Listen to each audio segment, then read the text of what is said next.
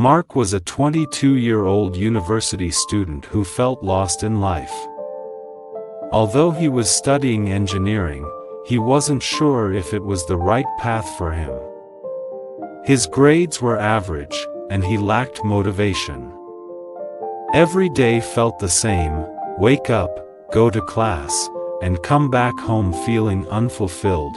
One evening, as Mark sat in a small coffee shop, staring blankly at his laptop, an elderly man named Mr. Harris approached him. "Mind if I sit here?"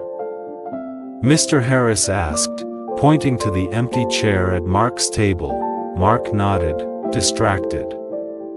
"Sure."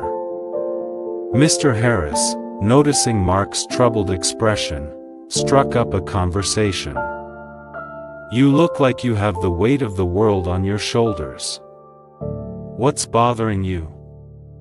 At first, Mark hesitated.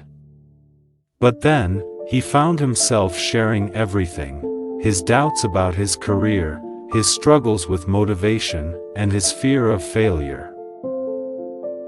Mr. Harris listened patiently, then smiled. "I used to be in your shoes," he said. "When I was your age, I studied accounting, but deep down, I loved writing. I didn't have the courage to pursue my passion until I was 40. Mark asked, surprised. "That's late, isn't it?" "It felt late at the time," Mr. Harris admitted, "but looking back, it was the perfect time for me. I spent the first half of my life gathering experiences, which made my writing richer." Curious, Mark asked, "So, what's your advice for me?" Mr. Harris leaned forward. "Try different things. You don't have to have it all figured out now. Focus on what excites you, even if it's just a small step. And remember, failure isn't the end, it's a teacher." Over the next few weeks, Mark followed Mr. Harris's advice.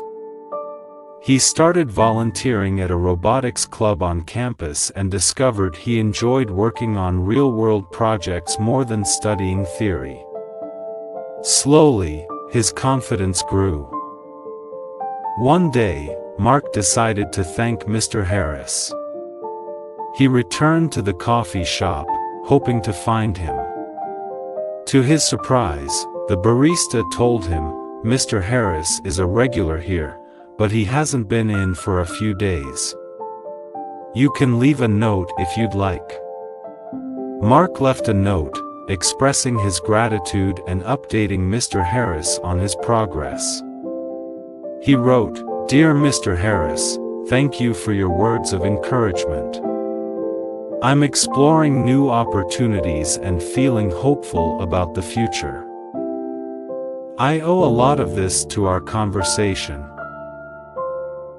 Weeks later, Mark received a letter in the mail. It was from Mr. Harris. Inside, there was a handwritten note: "Dear Mark, I'm proud of you. Remember, life is a journey, not a race. Keep exploring, and don't be afraid to take risks. Best of luck, Mr. Harris." That note stayed on Mark's desk as a reminder of the mentor who helped him find direction.